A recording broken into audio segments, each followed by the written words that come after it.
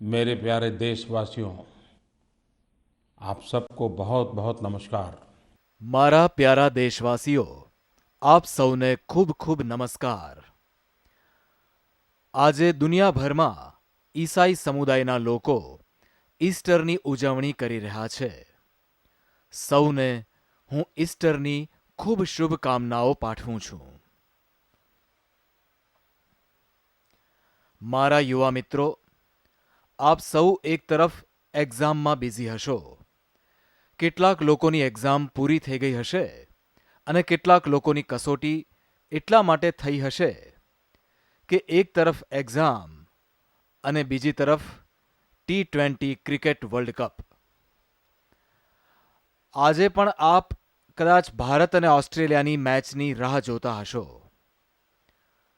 થોડા દિવસ પહેલા ભારતે પાકિસ્તાન અને બાંગ્લાદેશ વિરુદ્ધ બે સુંદર મેચ જીતી લીધી છે. એક સરસ મજાનું મોમેન્ટમ નજરે ચડી રહ્યું છે. આજે જ્યારે ઓસ્ટ્રેલિયા અને ભારત રમનારા છે ત્યારે હું બંને ટીમોના પ્લેયર્સને શુભકામનાઓ પાઠવું છું. 65% જનસંખ્યા નવયુવાન હોય અને રમતની દુનિયામાં આપણે ખોવાઈ ગયા હોઈએ તો એ વાતમાં તો કંઈ મજા નથી. અત્યારનો સમય છે રમતના વિશ્વમાં એક નવી ક્રાંતિનો, અને આપણે જોઈ રહ્યા છીએ કે ભારતમાં ક્રિકેટની જેમ હવે ફૂટબોલ, હોકી, ટેનિસ, કબડ્ડી એક મૂળ બની રહ્યો છે. નવયુવાનોને એક ખુશખબર સાથે હું કેટલીક અપેક્ષાઓ પણ જણાવવા માંગુ છું. આપને કદાચ એ વાતની જાણકારી મળી હશે કે આવતા વર્ષે 2017માં ભારત ફિફા અંડર-17 વિશ્વકપ આપણે ત્યાં યોજાનાર છે. વિશ્વની 24 ટીમ ભારતમાં રમવા માટે આવવાની છે. 1951, 1962 એશિયન ગેમ્સમાં ભારતે ગોલ્ડ મેડલ જીત્યા હતા અને 1956 ઓલિમ્પિક ગેમ્સમાં ભારત ચોથા સ્થાને રહ્યું હતું. પરંતુ દુર્ભાગ્યથી પાછલા કેટલાક દશકાઓમાં આપણે નીચી પાયરી પર ઉતરતા ગયા છીએ, પાછળ હટતા ગયા છીએ, પડતા જ ગયા. આજે તો ફિફામાં આપણું રેન્કિંગ એટલું નીચે ગયું છે કે મારી કંઈ બોલવાની પણ હિંમત થતી નથી. અને બીજી તરફ હું જોઈ રહ્યો છું કે હમણાંથી ભારતના યુવાનોમાં ફૂટબોલ અંગે રુચિ વધી રહી છે. EPL હોય, સ્પેનિશ લીગ હોય કે પછી ઇન્ડિયન સુપર લીગની મેચ હોય, ભારતના યુવાનો તેના અંગે જાણકારી મેળવવા માટે ટીવી પર જોવા માટે સમય કાઢી રહ્યા છે.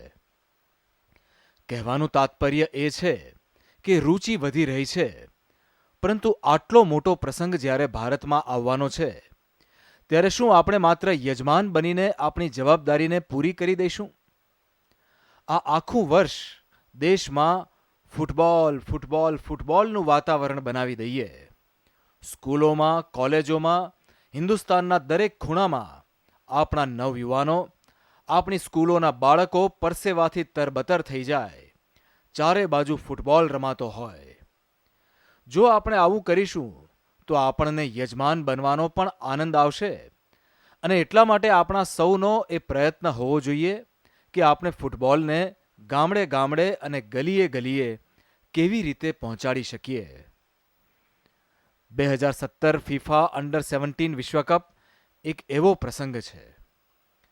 આ એક વર્ષની અંદર આપણે ચારે તરફ નવયુવાનોમાં ફૂટબોલ માટે એક નવું જોશ ભરી દઈએ, એક નવો ઉત્સાહ ભરી દઈએ. આપણે યજમાન બનીશું તેનાથી એક ફાયદો તો થશે જ થશે કે આપણે ત્યાં ઇન્ફ્રાસ્ટ્રક્ચર તૈયાર થશે. રમતગમત માટે આવશ્યક સુવિધાઓ તરફ આપણું ધ્યાન જશે. મને તો તેનો આનંદ ત્યારે મળશે કે જ્યારે નવયુવાનોને આપણે ફૂટબોલ સાથે જોડીશું. દોસ્તો, હું આપ સૌ પાસે એક અપેક્ષા રાખું છું. 2017ની એ મહેમાનગતિ, એ પ્રસંગ કેવા હોય, આખું વર્ષ ફૂટબોલમાં મોમેન્ટમ લાવવા માટે કેવા કેવા કાર્યક્રમ હોય, પ્રચાર કેવી રીતે થાય, વ્યવસ્થાઓમાં સુધારા કેવી રીતે આવે, ફીફા અંડર-17 વિશ્વકપના માધ્યમથી ભારતના નવયુવાનોમાં રમતગમત પ્રત્યે રુચિ કેવી રીતે વધે, સરકારોમાં, શિક્ષણ સંસ્થાઓમાં, અન્ય સામાજિક સંગઠનોમાં રમત સાથે જોડાવાની સ્પર્ધા કેવી રીતે તૈયાર થઈ શકે. ક્રિકેટની રમતમાં આપણે આ બધું જોઈ શકીએ છીએ, પરંતુ એ જ બાબત આપણે અન્ય રમતોમાં પણ લાવવી છે. ફૂટબોલ એ આપણા માટે એક અવસર છે. શું આપ મને આપના સુઝાવ મોકલી શકો છો? વૈશ્વિક સ્તરે ભારતનું બ્રાન્ડિંગ કરવા માટેનો આ એક ખૂબ મોટો અવસર મને લાગે છે. મેચ દરમિયાન શું મેળવ્યું, શું ગુમાવ્યું એ અર્થમાં નહીં. આ આતિથ્યની તૈયારીના માધ્યમથી પણ આપણે આપણી શક્તિઓને ભેગી કરી શકીએ છીએ, શક્તિને પ્રગટ કરી શકીએ છીએ અને આપણે ભારતનું બ્રાન્ડિંગ પણ કરી શકીએ છીએ. શું આપ મને નરેન્દ્ર મોદી એપ પર આપના સુઝાવ મોકલી શકો? તેનો લોગો કેવો હોય, સ્લોગન કેવા હોય, ભારતમાં એ વાતને ફેલાવવા માટે શું કરી શકાય, ગીતો કેવા હોય, સોવેનિયર્સ બનાવવા હોય તો કેવા કેવા પ્રકારના સોવેનિયર્સ બનાવી શકાય. મિત્રો, આ અંગે વિચારો અને હું ઈચ્છું છું કે મારો દરેક નવયુવાન આ 2017 ફીફા અંડર-17 વિશ્વકપનો એમ્બેસેડર બને. આપ પણ તેમાં જોડાઓ. ભારતની ઓળખ બનાવવા માટેનો આ સોનેરી અવસર છે. મારા પ્યારા વિદ્યાર્થીઓ, રજાઓના દિવસોમાં આપે પર્યટન માટે વિચાર કર્યો જ હશે. બહુ ઓછા લોકો હશે કે જેઓ વિદેશ જાય છે, પરંતુ મોટાભાગના લોકો તો પોતપોતાના રાજ્યોમાં 5 દિવસ 7 દિવસ ક્યાંક ફરવા જાય છે. કેટલાક લોકો પોતાના રાજ્યની બહાર જાય છે. અગાઉ પણ મેં આપ સૌને એક આગ્રહ કર્યો હતો કે આપ જ્યાં પણ જાઓ ત્યાંથી ફોટો અપલોડ કરો. અને મેં જોયું છે કે જે કામ ટુરિઝમ ડિપાર્ટમેન્ટ કરી નથી શકતું, જે કામ આપણું કલ્ચરલ ડિપાર્ટમેન્ટ કરી નથી શકતું, જે કામ રાજ્ય સરકારો, ભારત સરકાર નથી કરી શકતી, તે કામ દેશના કરોડો કરોડો એવા પ્રવાસીઓએ કરી દીધું હતું. એવી એવી જગ્યાઓના ફોટા અપલોડ કર્યા હતા કે જેને જોઈને ખરેખર આનંદ થતો હતો. આ કામને આપણે આગળ વધારવું છે. આ વખતે પણ ફોટો મોકલજો, પરંતુ આ વખતે સાથે કશુંક લખજો, માત્ર ફોટો નહીં. આપની જે રચનાત્મક પ્રવૃત્તિ છે તેને પણ પ્રગટ કરજો અને નવી જગ્યાએ જવાથી, જોવાથી ઘણું બધું શીખવા મળે છે. જે ચીજો આપણે ક્લાસરૂમમાં શીખી નથી શકતા, જે આપણે પરિવારમાં શીખી નથી શકતા, જે ચીજ આપણે યાર દોસ્તોની વચ્ચે શીખી નથી શકતા, એ બધું જ ક્યારેક ભ્રમણ કરવાથી વધારે શીખી શકાય છે અને નવી જગ્યાએ નાવીન્યનો અનુભવ થાય છે. અને કોઈકે કહ્યું છે કે a traveller without observation is a bird without wings. શૌક-એ દીદાર હૈ અગર તો નજર પેદા કર. ભારત વિવિધતાઓથી ભરેલો દેશ છે. એકવાર તેને જોવા માટે નીકળી પડો તો આખું જીવન જોતા જ રહેશો, જોતા જ રહેશો. ક્યારેય તમારું મન નહીં ભરાય. અને હું તો ભાગ્યશાળી છું કે મને ભ્રમણ કરવા માટેની ખૂબ જ તક મળી છે. જ્યારે મુખ્યમંત્રી ન હતો, પ્રધાનમંત્રી ન હતો અને તમારી જેમ જ નાની ઉંમર હતી, ત્યારે મેં ખૂબ પ્રવાસ કર્યો છે. કદાચ હિન્દુસ્તાનનો એવો કોઈ ડિસ્ટ્રિક્ટ નહીં હોય કે જ્યાં જવાનો મને મોકો ન મળ્યો હોય. જિંદગીને બનાવવા માટે પ્રવાસની એક ખૂબ મોટી તાકાત હોય છે અને હવે ભારતના યુવાનોમાં પ્રવાસ અંગે સાહસ વધી રહ્યું છે, જિજ્ઞાસા વધતી જઈ રહી છે. પહેલાંની જેમ હવે તેઓ જૂના પુરાણા એના એ જ રૂટ પર જતો નથી, પરંતુ તે કંઈક નવું કરવા ચાહે છે, નવું જોવા ચાહે છે. હું આ બાબતને એક સારી નિશાની ગણું છું. આપણો યુવાન સાહસિક બને. જ્યાં કોઈએ ક્યારેય પગ ન મૂક્યો હોય તેવા સ્થળે પગ મૂકવાનું મન હોવું જોઈએ. કોલ ઇન્ડિયાને હું ખાસ અભિનંદન આપવા માંગુ છું. Western call fields limited, Nagpur પાસે સાવનેર, કે જ્યાં કોલ માઇન્સ છે, એ કોલ માઇન્સમાં તેમણે eco friendly mine tourism circuit develop કર્યું છે. સામાન્ય રીતે આપણા લોકોનો વિચાર એવો હોય છે કે કોલ માઇન્સથી દૂર જ રહેવું.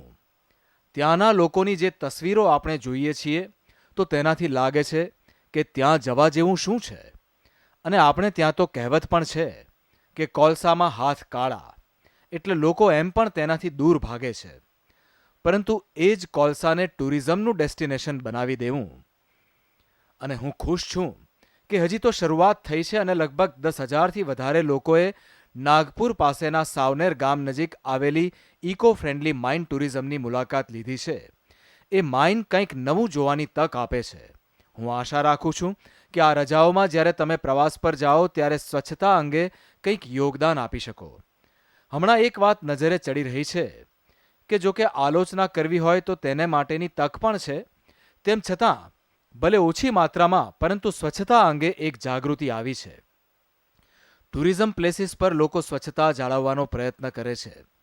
ટુરિસ્ટ પોતે પણ પ્રયત્ન કરી રહ્યા છે અને જે ટુરિસ્ટ ડેસ્ટિનેશનના સ્થાને કાયમી સ્વરૂપે રહેનારા લોકો છે તેઓ પણ કંઈક ને કંઈક કરી રહ્યા છે. શક્ય છે કે બહુ વૈજ્ઞાનિક રીતે કદાચ નથી થઈ રહ્યું, પણ થઈ રહ્યું છે. આપ પણ એક ટુરિસ્ટ હોવાના નાતે ટુરિસ્ટ ડેસ્ટિનેશન પર સ્વચ્છતા જાળવવા માટે ભાર આપી શકો.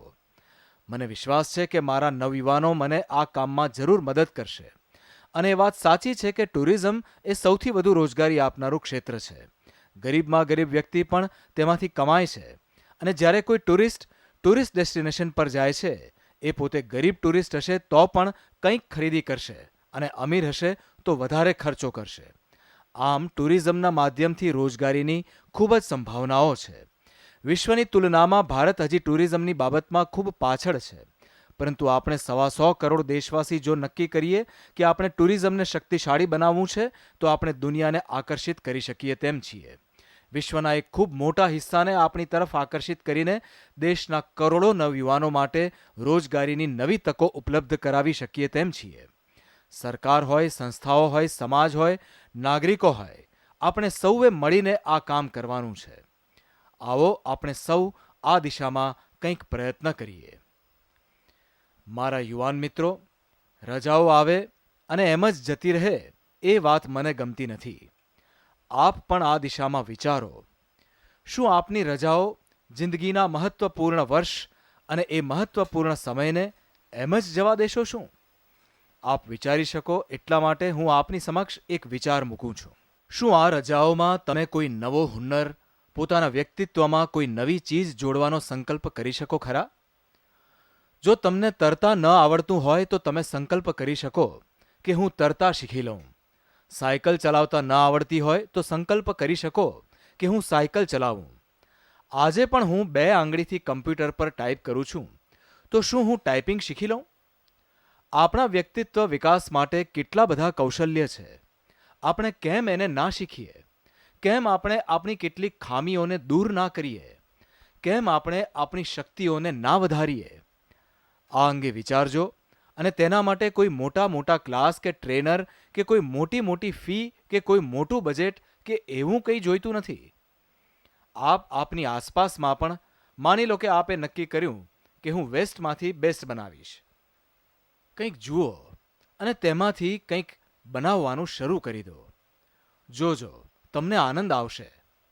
સાંજ થતા સુધીમાં તો તમે વિચારશો કે આ નકામી વસ્તુમાંથી તમે કેવું નવસર્જન કરી નાખ્યું. તમને પેઇન્ટિંગનો શોખ છે પણ આવડતું નથી. અરે શરૂ તો કરો, આવડી જશે. તમે તમારી રજાઓના સમયનો ઉપયોગ પોતાના વ્યક્તિત્વના વિકાસ માટે કે કોઈક એક નવો હુન્નર શીખવા માટે કે પોતાના કલા કૌશલ્યને વિકસાવવા માટે જરૂર કરજો. અને આવા તો અગણિત ક્ષેત્રો છે અને એ જરૂરી નથી કે હું જે કહી રહ્યો છું એ જ ક્ષેત્રો હોય.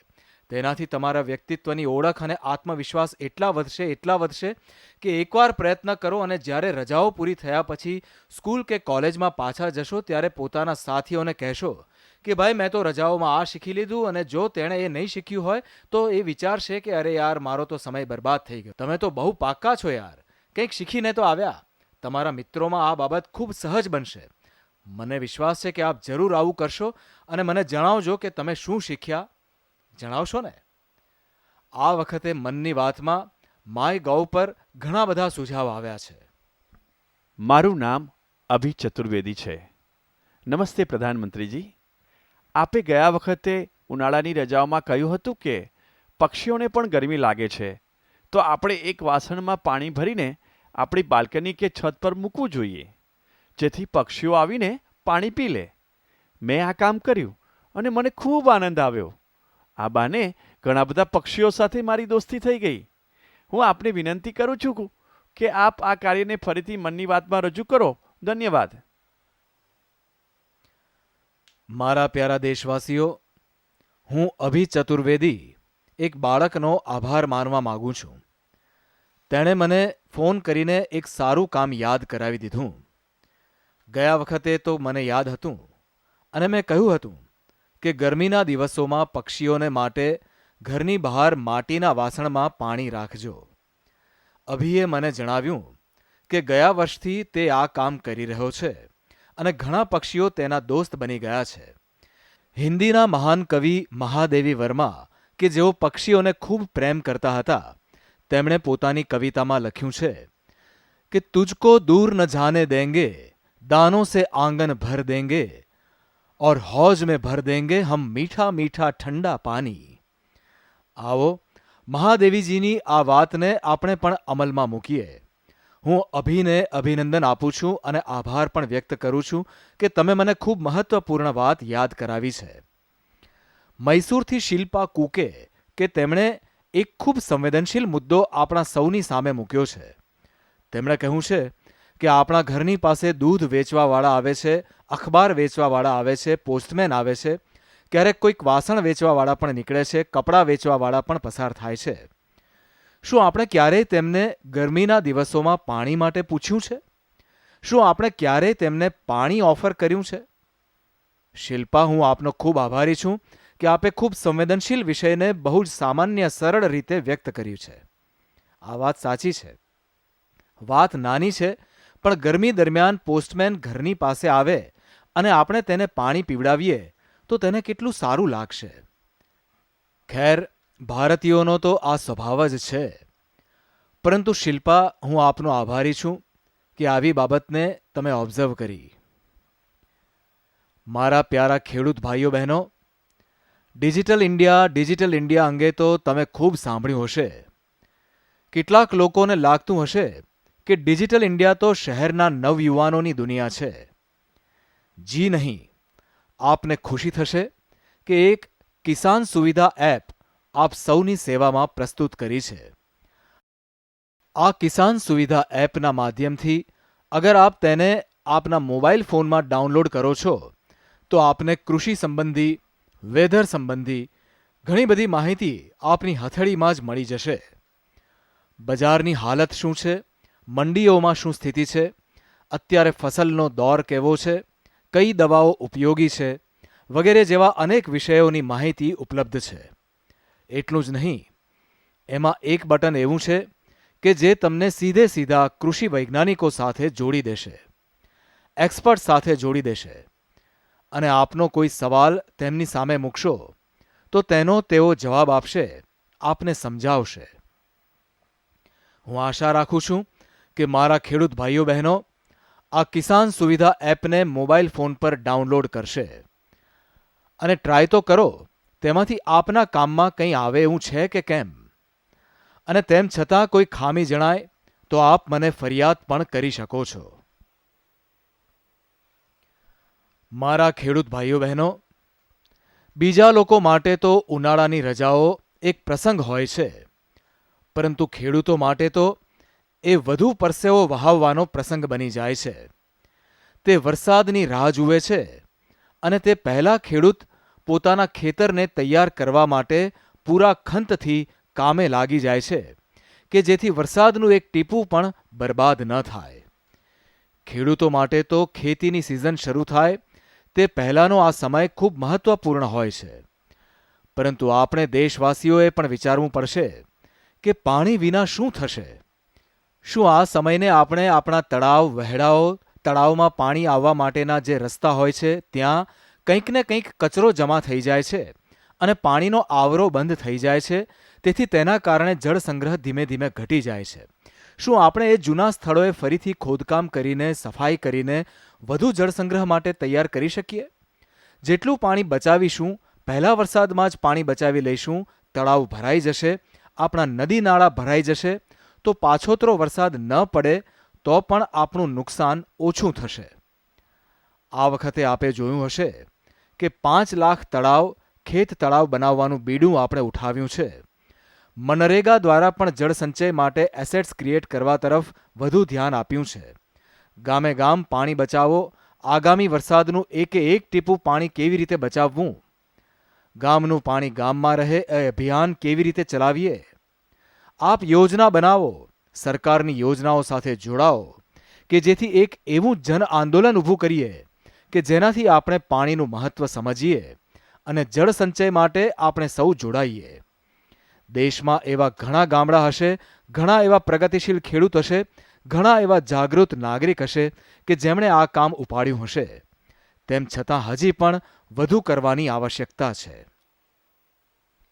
મારા ખેડૂત ભાઈઓ બહેનો, આજે હું એક વાતને ફરીથી કહેવા માંગુ છું, કારણ કે થોડા સમય પહેલા ભારત સરકારે એક બહુ મોટો કિસાન મેળો કર્યો હતો અને મેં જોયું હતું કે અનેક નવી નવી ટેકનોલોજી આવી છે અને તેના કારણે કૃષિ ક્ષેત્રોમાં કેટલું પરિવર્તન આવ્યું છે.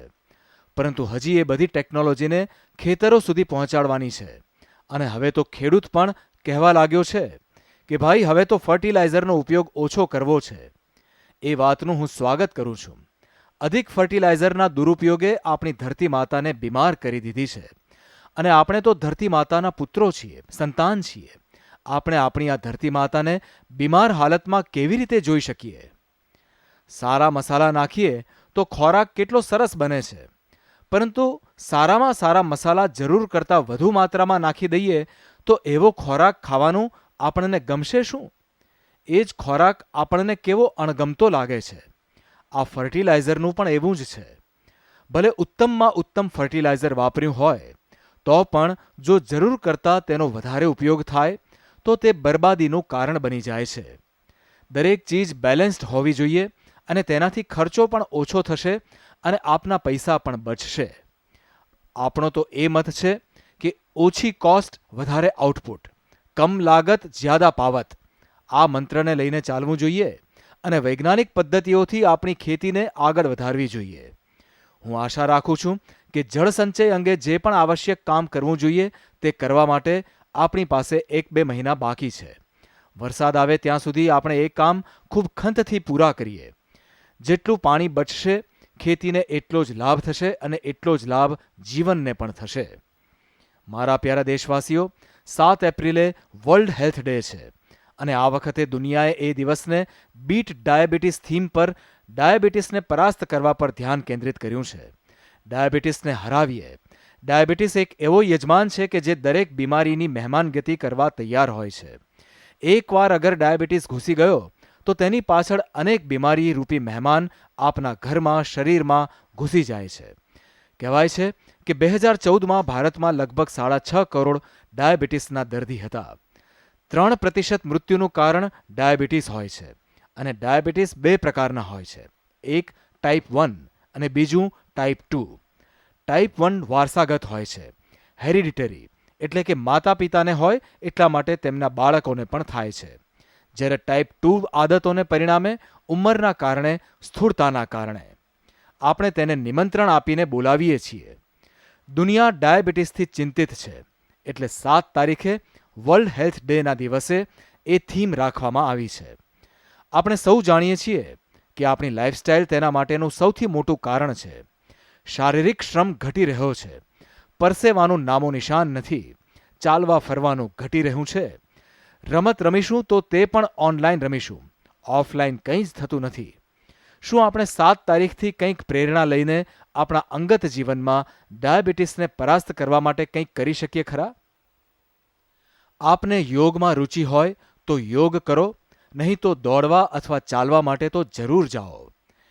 કેટલીક વાર આપણે સંકોચને કારણે મેડિકલ ચેકઅપ નથી કરાવતા અને પછી બહુ ખરાબ હાલત થાય ત્યારબાદ ધ્યાનમાં આવે છે કે ઓહો, મારો તો બહુ જૂનો ડાયાબિટીસ છે, ચેક કરાવવામાં શું જાય છે, આટલું તો કરાવીએ. હવે તો બધી સગવડો ઉપલબ્ધ છે, ખૂબ આસાનીથી થઈ જાય છે. આપ જરૂર તેની ચિંતા કરજો. 24 માર્ચના રોજ દુનિયાએ ટીબી ડે મનાવ્યો. જ્યારે હું નાનો હતો ત્યારે ટીબીનું નામ સાંભળતા જ સૌ ડરી જતા. એવું લાગતું હતું કે બસ હવે તો મોત આવી ગયું. પરંતુ હવે ટીબીથી ડર નથી લાગતો, કારણ કે બધાને ખબર છે કે ટીબીનો ઉપચાર શક્ય છે અને આસાનીથી થઈ શકે છે. પરંતુ જ્યારે ટીબી અને મોત જોડાયેલા હતા ત્યારે આપણે ડરતા હતા. પરંતુ હવે ટીબી પ્રત્યે આપણે લાપરવાહ થઈ ગયા છીએ. દુનિયાની સરખામણીમાં ભારતમાં ટીબીના દર્દીઓની સંખ્યા ઘણી વધારે છે. જો ટીબીથી મુક્તિ મેળવવી હોય તો કરેક્ટ ટ્રીટમેન્ટ અને કમ્પ્લીટ ટ્રીટમેન્ટ કરાવવી જોઈએ. યોગ્ય ઉપચાર હોય અને સંપૂર્ણ ઉપચાર હોય. વચ્ચે છોડી દીધું તો તે નવી મુસીબત ઊભી કરે છે. જુઓ, ટીબી તો એક એવી ચીજ છે કે જે આડોશી પડોશી પણ નક્કી કરી શકે છે. અરે ભાઈ, ચેક કરો, જુઓ તો ખરા કે ટીબી તો નથી ને. ખાંસી આવે છે, તાવ આવે છે, વજન ઘટવા લાગે છે તો આડોશી પડોશીને પણ ખબર પડી જાય છે કે જુઓ યાર, આને ક્યાંક ટીબી તો નથી થયો ને. તેનો મતલબ એ થયો કે આ એવી બીમારી છે કે જેની તપાસ ઝડપથી થઈ શકે છે. મારા પ્યારા દેશવાસીઓ, આ દિશામાં ઘણું કામ થઈ રહ્યું છે. 13,500થી વધારે માઇક્રો કોપી સેન્ટર છે. 4 લાખથી વધારે ડોટ્સ પ્રોવાઈડર છે.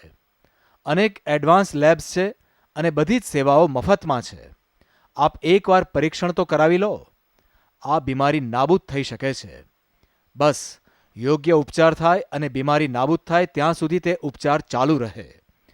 હું આપને આગ્રહ કરું છું કે ટીબી હોય કે ડાયાબિટીસ, આપણે તેને પરાસ્ત કરવા છે.